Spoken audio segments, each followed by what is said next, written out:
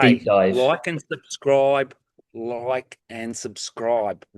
to the vlog. Do as the man says. Welcome to the Insiders Audio Noughts. I've changed position. As you can see, Matty, I've moved from the bedroom into the garage. In the village, in the retirement village, I found a camping chair in here. If I had a stubby, I'd be able to put it in there, but either way, it's a pretty good thing. They're pretty popular over here, these camping chairs.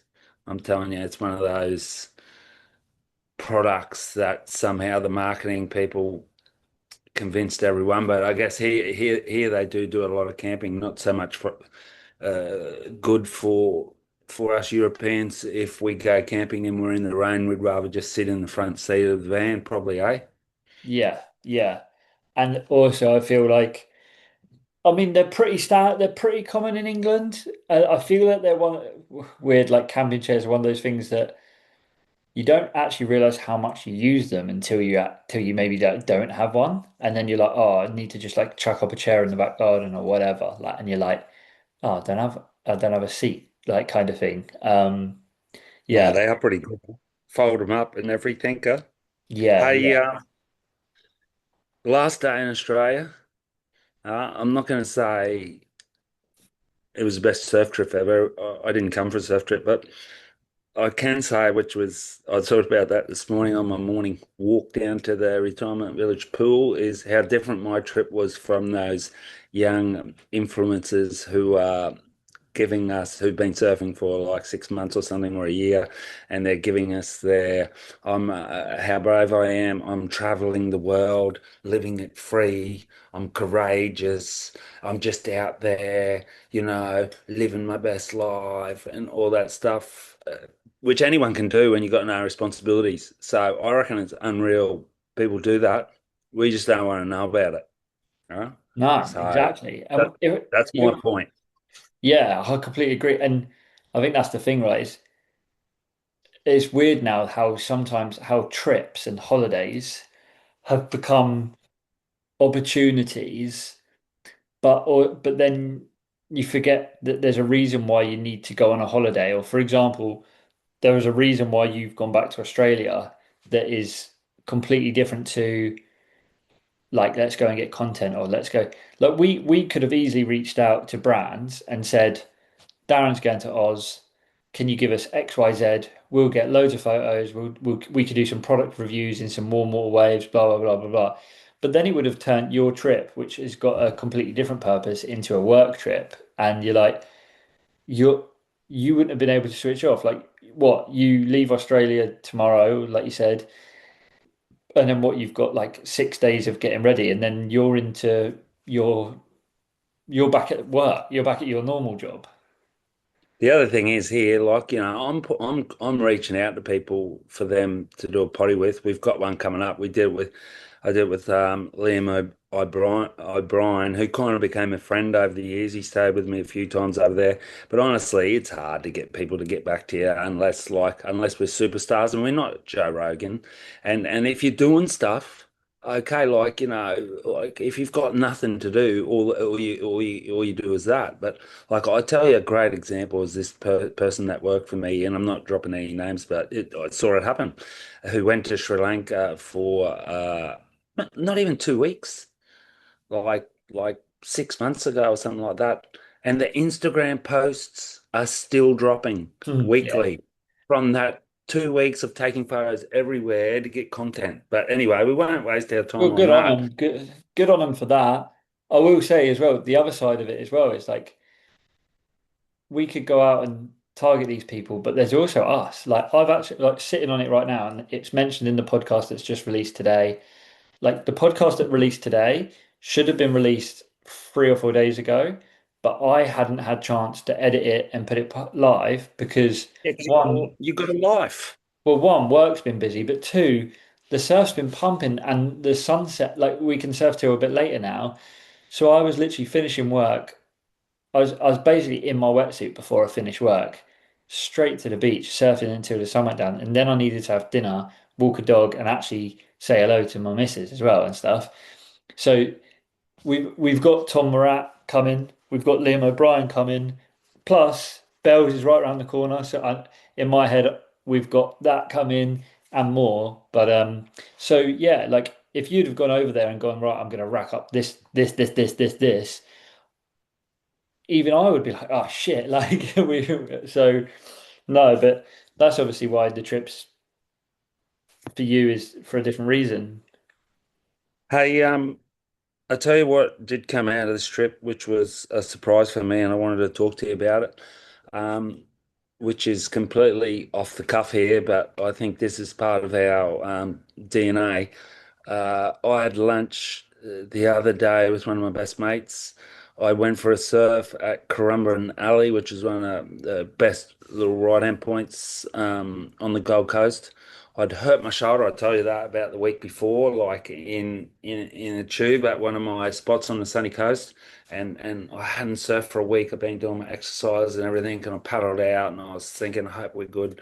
And I got out there, and within 15 minutes, I could already feel it ripping in just to the bottom side of the deltoid. I thought, oh, well, that's okay. I'll get one in, and I got a really good one in. I No, got a really good one in, and then come in paddling like a little bit one-handed. I was a little bit dejected. So, but the same morning, I'd contacted this one of my best friends. We're talking from 35 years ago, who was like as good as the QS boys that we see, and like if he was in this era and maybe had a few more chances, he could have been easily Torren Martin or a Mackenzie Bowden if he was a little bit more uh, outgoing. He basically, I think he stopped surfing, I'd say 25 years ago. He had a bad skateboard accident, landed on his ear, couldn't, I think he can't taste or couldn't taste food for like 10 years. So anyway, the last 15 years, I'd say that every time I go back, I'm like, hey, did you go surfing? And it's not. And I was just, you got to get back into surfing. Like he put on weight and everything. And last year he said to me, hey, I've got a 9.6 McTavish that I got. I'm going to go. And it was, yeah, do it and everything. I was stoked for him and everything, but he never went. One of my other best mates went down there a couple of times and he still never went. So I had lunch with him on this Sunday and he goes, hey, you know, so he's met a girl and he was saying to me, I want to lose 10 kilos and I'm sick. I don't really want to go to the gym. I'm going to go for a surf tomorrow. And I was like, yeah, man, do it, do it, do it. And I'd been watching Coolangatta and Kira, perfect little 1, 2 foot runners. So after the lunch the next day, he sends me a picture of his car and he's got the board on the roof and he went out and he had a session and we were talking yesterday for half an hour on the phone. I was euphoric. I'm just so happy for him to be yeah. able to do that. And straight away, it's such a classic. Straight away, he's already. I think I might I've got to get a 6-1 or something because he wants to join. He wants to join Kira Board Riders again, which he used to be in. He would have probably won a bunch of the Kira Board Riders comps. And he was telling me how he went down for the surf and this old digger was in the car park and he goes, oh, that's the 2005 model from his 9.6 McTavish. And then they were out in the water together and then they were back at the showers together and an 11-year-old grommet comes up and goes like, hey, boys, you get any sick pits? And the old guy said to the grommet, how old do you reckon we are? And the grommet was like 60. Like my mate's like 54. The old dude, 79. That's amazing. That's Huh? so good. So good. So now we're back and forth talking about boards because he wants to get himself a bit of a new quiver. And he wanted obviously to go say 6-1, which you've heard and seen in your history of sales before. And me and my other good mate from up the coast, who now I converted into always having a performance mid-length in the quiver for when he surfs the points and everything. He got a 7-2 boss up. And this guy like does vertical re-entries on this board, and Yeah, we were saying to him, look, just get a 6.8 first, and yeah. then get the 6.1. You need Don't to you reckon? you need to get him onto the Margot poddy. Listen to the boards we talk about there, because obviously not just albums, but we're talking about like Margot and me and you all talk about how like you don't need to go too short. I'm Like going to send him that. Thanks, Matty. I'm going to send him that because obviously Margot's the same age as him, and he yeah, surfed against Margot in competitions when they were younger. That'd yeah. be awesome. Get him on a Delma or a Vespa and he'll fly. That's sick. Like that actually is it's really weird how that like almost actually aligns with so Harry Timpson, he's a good friend of mine here. His brother, really, really good surfer. But his brother's almost like the opposite of him in terms of like not comps, right? And like so I didn't know him until recently. And but Harry's told me he used to be really good on 20s and really, really stylish surfer. And then basically he stopped surfing, classic, stopped surfing, life got in the way, put on a bit of weight, blah, blah, blah. And how cool was this, right? So Harry reached out to me and was like, oh, like I wanna he's back into surfing, but his wetsuit, because he's lost some weight and stuff, his wetsuit's old and it's too big for him, right? But he's still going out all the time, blah blah blah. And I want to surprise him with a new wetty and stuff. So I said to Harry, right, like he came to me and was saying which ones are good, blah blah blah. And I was like, for money, got this Billabong one for him. And how sick is this, right? So Harry ordered a size and it was too big, like because of how much his brother's like lost weight and got back into shape. So we had to actually return it and get the one size down. And then literally the day after it got ordered, I've never met his brother. And Harry at the end of the conversation made a passing comment saying, "Oh, if you see someone in a Billabong wetsuit riding an old Xanadu surf deck, shout out to Xanadu as well. Um, it'll be my brother." And then I was paddling out on after work, and I saw this guy, and I could see the billabong across the back of his wetty. And I was like, oh, could that be him? That's a bit like, I was like, it might be him. And then I saw him take off on this wave, and I saw he was on a Xanadu. And I was like, and he's goofy foot. And he kicked out right by me. And I went, oh, you're not Lewis, are you, by the chance? And he was like, yeah. Like, looked at me, it was weird to be like, who are you? And Yeah, then I said, yeah. and he was like, oh, man, he's like, I'm so stoked. He's like, this wetsuit here is amazing. So, and I was like, so buzzing off of the fact that like someone else is buzzing to be back in surfing as well. It was so cool. So it's Yeah, weird. it's really. Yeah. I'm always really pumped on that because I know how good it is as a sport, and I never stopped. I had a bunch Mm. of injuries, like everyone, along the way, and they just reinforced my passion for it. And there's times where I thought surfing kind of like disrupted my life, but you do realize in the long run, with not only mental health but physical fitness and just life and how much fun it is, how much it gives to your life. Yeah. So, leading into that, Matty, did you see John John's new I haven't 14-minute I haven't excursion into Noumea? I haven't watched it. I'll be honest. Since like I said, the surf's been cranking and I've been surfing after work. Like the tides have been perfect. So I Always literally better to surf than watch. But I haven't, I've seen the Instagram post introducing it, but I haven't actually watched it. But you could tell me about it. It's pretty good. It's in Noumea. It's beautiful. You see, it is classic. You see kids with really old surfboards just living their life in the ocean.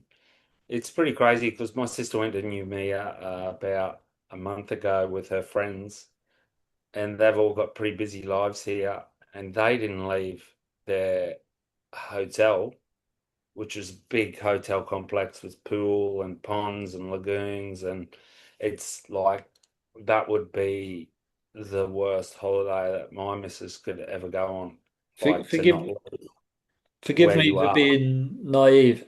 Is that Fiji?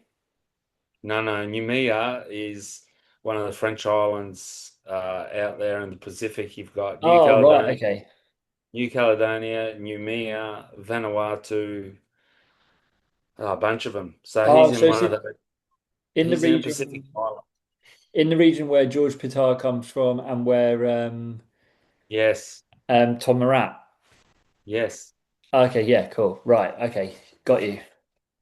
I need to Really, watch it. really, really remote islands out there in the Pacific, which when you think about it makes completely sense because, you know, at the moment we're not seeing John, for example, over in the Atlantic or anything. We do, Mm. you got to remember, and I forget too, is that he is coming from Hawaii, so he's going to do all those islands there. I wonder if he went to Easter Island and stuff like that. But then I think Easter Island's a mega trip because in the history of sailing and things like that, you see that that's actually how courageous they were. The guys that actually come from Tahiti who landed in Hawaii in their canoes thought they were all going to die because they didn't have enough provisions.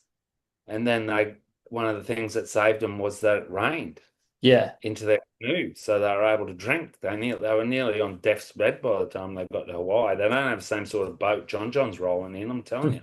No. What I did see this week because I had it because this was easier to play while and it relates is John's interview on the Stab. I think it's called Stabcast, Stab Mike. Can't remember what it's called, but it's Stab's new podcast slash Yep, YouTube thing, and yep. it's Dane Reynolds and John talking. It's Oh, how good is that? really cool. Listen, really interesting. Listen, and like the playing back of the trip where they went away with Kai Neville and filmed for Dear Suburbia. Is it Yeah, this? yeah, Yeah, that's one of the best surfing. I I rewatched it. love that video. It's nuts. I put it back. How good I was it? watched. I listened to the thing and then found Dear Suburbia like on YouTube, and I was like, right, I'm gonna put that on in the background as well and stuff. And yeah, some crazy waves. Um, that is a really cool listen. Um, in the spirit of things we've watched, and I'm gonna guess that this might be the case that you haven't seen this, but I wanted to talk about it. Have you seen? It's called Mikey February and Al Nost on Earth. No, but I think I saw some sort of post on it. I didn't realize it was a short video. I maybe saw it on Beach Crit, but then they didn't have the link to the video. So, you know how it sometimes feels like Mikey February can do no wrong? He's done wrong. I'm gonna go out there on a limb and say I need you to watch it to give your opinion on it. But I think it's the worst soundtrack ever. Um, and it ruins the surfing. It actually ruins the surfing. I had to. Wanted to watch the surfing. I really was enjoying the surfing. Mikey's on his Feb Fish. Alnost is on some like mid lengths and some cool boards, and I love how he surfs. And I had to put it on mute because they play this kind of terrible jazz music. Well, mate, we'll circle back to that because I reckon we should talk about this year's World Tour that's coming up. But just from what you said then, how different, we'll circle back on this because you haven't seen John's. And when I watched John's second Vela clip, I said, how does this guy find such incredible music? Because I never was that into music. I was always more into reading, but I love listening to good music. But I've got no idea how to fucking find it. It was all my friends that were like, listen to this tape or listen to that. And John's soundtracks, you're watching it just going like, I might watch it again, get my phone out. You need an app, don't you? And it'll tell you what song it is. So we'll circle back and we'll compare music things. Um, we're about 9 days out from this year's World Tour, which I think's one of the most exciting ones that we've got coming up for years. But obviously, we've got a new format, which is crazy. We've got a new, no, it's not crazy, but we're back to what we wanted to have, which is overall winner. We've got knockout round straight away with the lowest qualifiers and three wild cards, which I talked to Liam O'Brien about, and we've got a new left. What are your calls, Matty? Yeah, I would say, do you know what's actually funny? Because it kind of from someone we was just talking about, I actually think this year is going to be better now John John's not back on tour. I agree with you. Because I think Gabrielle, Too much. yeah, and also I think I honestly just think John's too good. I think he is like, and obviously not just in competitions, it's different and stuff, right? But I think like Gabriel coming back, he comes back in line with Ethan and Griffin and John. Sorry, Ethan Griffin, Yago, Jack Robbo, right? But John coming back, he's levels above the best of the best, right? And I'll argue with anyone about that.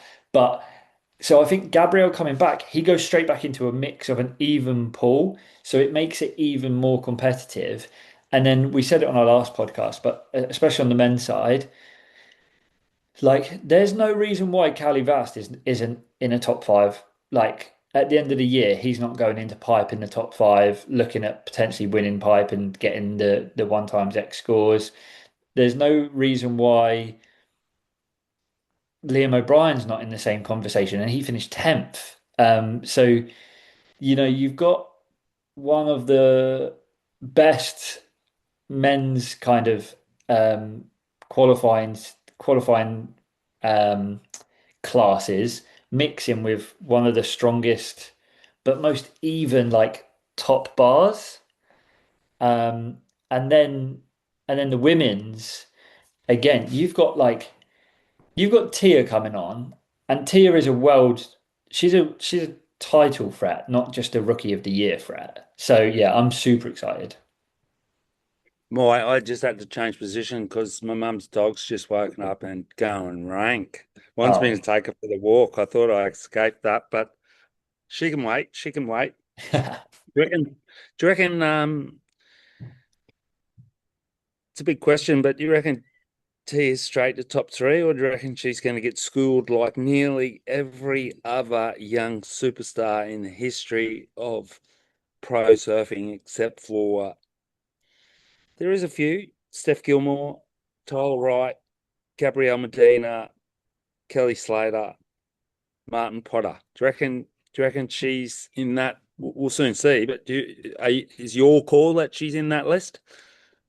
I don't think top three, but I definitely do, I think like I can see her going into Bells and getting a quarterfinal finish. Like I heard I heard a stat the other day, right?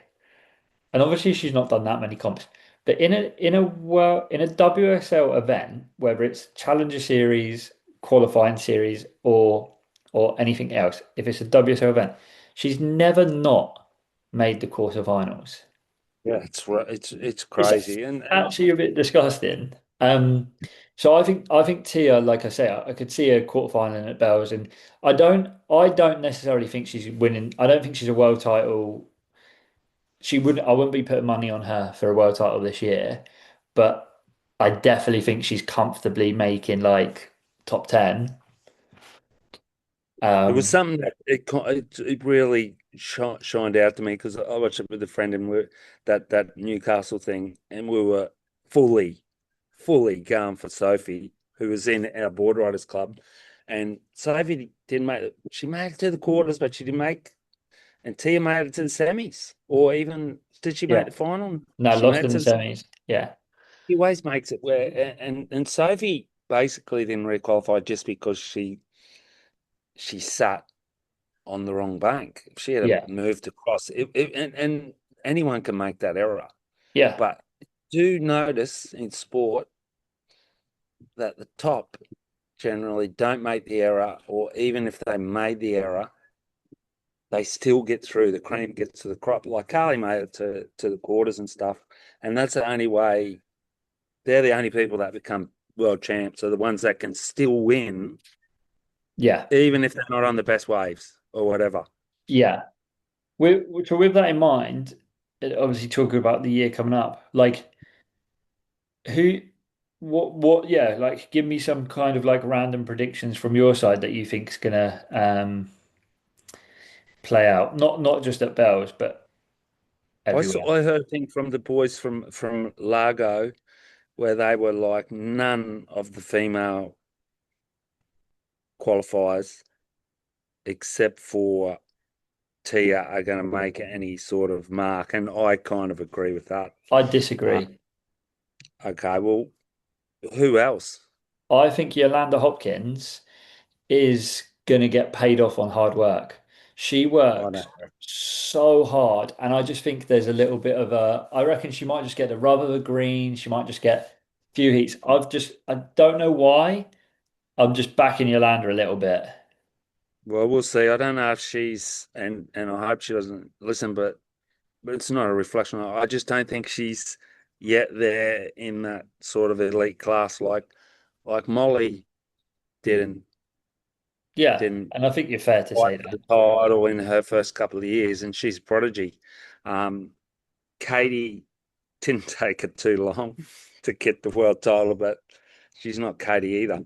Um, I, I'd like to think that on the men's side, Curly Vast has got a huge chance, but it could be it's make or break for him too. Because like this year he went good, but it took him a few years to get there. He did melt for a few years. Maybe now he's got that confidence that is going to transcend pressure.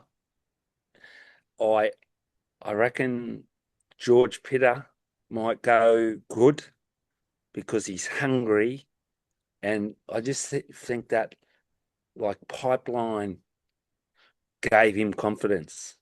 I think the Yeah. same thing for Callum Robson. I think the same thing for I'm talking all my underdogs.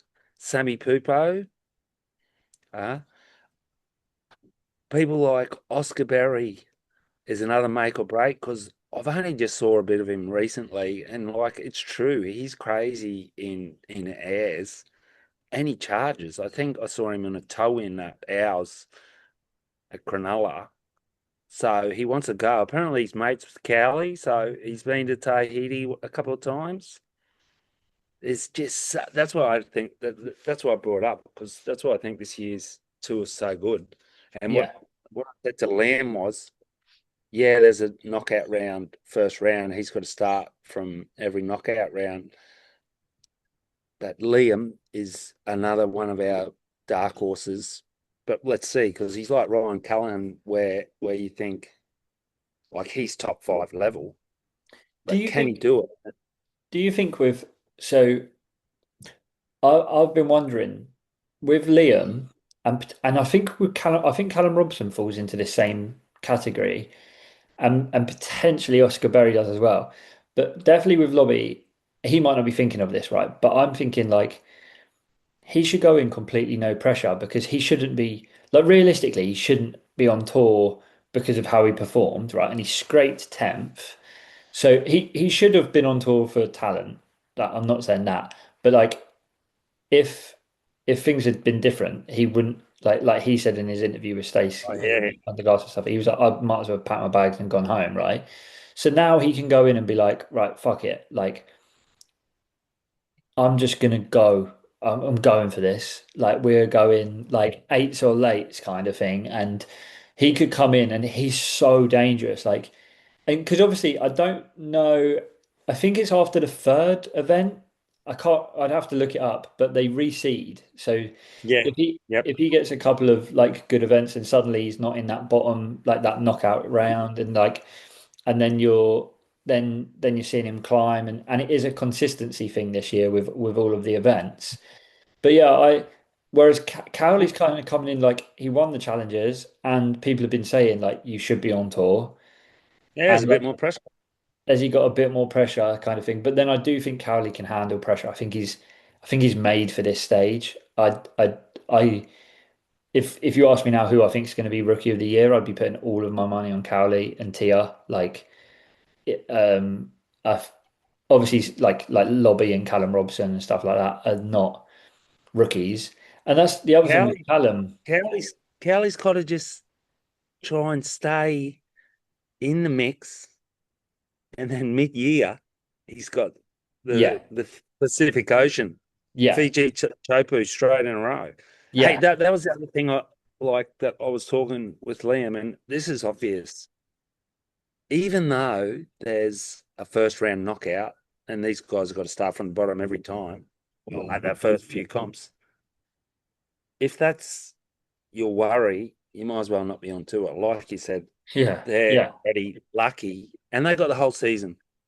So they're going to be looking at quarters. If you want to make any sort of mark, you've got to be looking at quarters. You can't be yeah, looking at no. This is world sports. You can't be looking at just requalifying. You've got to be looking at quarters. I think Liam would be for sure looking to win event. I would think Matthias Hurdy would be looking to win one of those first five events. In his mind, he's got to be thinking, he's I got to made be it. he's got to be eyeing Especially that. after all that crying and all Yeah, that elation, which was emotional. Sometimes I thought, and I don't think it was a little bit over the top, but I just think the press loved to yeah. jump on that, and he was like a bit of that story. But I listened to Oscar Berry done a really good podcast on the Stab with Stace Galbraith, yeah, I listened to that. It was great. and I thought it was amazing. One of the best parts about it for me was when he spoke about El Salvador, and because Stace was like, "What event are you looking forward to most?" And obviously everyone expects him to turn around and go pipe or chokes, right? And he turns around and says El Salvador because he's like it's like he basically is thinking that's the one he can win or hit the one he can do real damage in, and like that's what. Remember Joel said the same thing, Joel Vaughan. Yeah, yeah, yeah. And I think that's really cool. Like, I was about to say with Joel and you look how Joel went. He obviously made the cut and he's on tour again and stuff. And he's another one. He's one of my dark horses for this year. I thought you was going to ask me about a dark horse not qualifying, but Joel Vaughan, I think, is a dark horse for this year. Yeah, he's had so He's much getting charm. better and better. Did you see all the Raglan shorts and Mm, footage? And you see how hard they're saying it looks like and everything? yeah. So the first person I thought about when they were going, it's hard, you should go there early and practice. Who do you think's the first person I thought about that I thought this guy's just going to clean them up? Probably Ramsey. No, Um, God knows. Backside out at Raglan. no, front side, Oh, Gabriel Medina. I oh won't yeah, leave it at that. I yeah, just think that Gabby's going to get there. I don't think he needs. I think he needs one wave warm up. That yeah. like he's a supernova, and we haven't seen him. And maybe he doesn't have that. Maybe he does, but I just looked at that and thought like these guys are saying it's hard and stuff. He'll take off on that outside peak and maybe do an alley oop. I look at the whole tour, men's and women's, and I think that when you think of it of like if you say for example you're looking at like a betting thing, or like for example we do the fantasy surfer and stuff, and like survival league and stuff. This has got to be the hardest year, men's and women's. You've got Steph, Carissa, Molly, Katie, Brisa, Caroline. That and then you've got Sally coming back with a more consistent year. You've got Tia, you've got some unknowns as well. Like, like Yolanda is like there's a chance that she can definitely get a couple of waves. I know people don't like her style and stuff. And then you've also got people in that same thing like Betty Lou and those like Luana Silva and stuff. And then you look at the men's, and again like you've got first round matchups where it's like Oscar Berry versus Dane Henry. Like pick a winner out of that. Good luck. And then uh, Dane Henry could go on and win the event. yeah, and like the winner of that has probably got like Griff. So and if I'm Griffin, that's not a ideal first heat of the year at Bells. Especially if it's Dane Henry versus Griff at Winky on like a slightly smaller offshore Yeah, day, he's gonna yeah. just land like 10 backflips. And then Well, when you go, he's not necessarily, but he could. It'll yeah, depend. It's a and good when thing for him too. When was the last wild card winner? On the men's or women's? men's. Gosh, I don't know. I know Cowley nearly won Chopes, didn't he? But he didn't win it. I don't. It's a good question. Don't know. Yeah, Um, well, Parko and Mick yeah, Parker won Mick. Yeah, wild cards. We're talking world title people. So let's see if Dane. but then also, Oh, to also on tell the you the truth, men, I hope he doesn't because who's he got first heat? I think he's got Oscar Berry. Is it might be that he's got like Oscar Berry might have Ramsey instead. It could be that he's got Lobby. It might be Lobby versus Dane Henry or Lobby versus Ramsey, and then Oscar versus one of the others. I saw Ramsey the other day walking up the hill at Duran Bar with Dog Marsh. So they were obviously there doing some training. He had all those spots all over his shoulder. You know when they have Oh yeah, the suction suction cups? cups. I Yeah. wonder why they were all over his shoulders, but Um, we'll see. but then We'll I see. also think like the forgotten part of the tour, like obviously I said it about the women's, but like the men's is like people like Joel Vaughan, people like Rio Wider, people like kind of in that realm of competitor where you're like, okay, so like for example, first the second round heat at Bells is Joel Vaughan versus Miguel Pupo, and like you're talking like we haven't mentioned like Barra Mamiya, we haven't mentioned Geordie Smith, we haven't Oh, it's a mentioned big year. But Zhao we'll get to Chanka, him, buddy. Jake Marshall. Like, fuck, there's so many good people. It's going to be such a Yeah. sick year. So we've got a minute left, Matty, and we go blind. So you've got 5 seconds to pick a men's and women's world champ for this year. Give it to me. Far out. Ethan Ewing and Katie Simmers. You go. Jack Robbo, Molly Picklum. It literally could be so many people. It's It could be exciting. anyone. I just saw this footage of Jack Robbo at Karamas the other week where I thought he outsurfed Ethan, and he's a barrel master. But you never We'll know. see. I Bells is reckon up the soon. real wild card for both sides of this tour this year is Gabriel Medina, who could come back and rewrite sport. Let's see. I hope. Full Bells preview coming next week. Deep Hey, dive. like and subscribe. Welcome to the vlog. Do as the man says.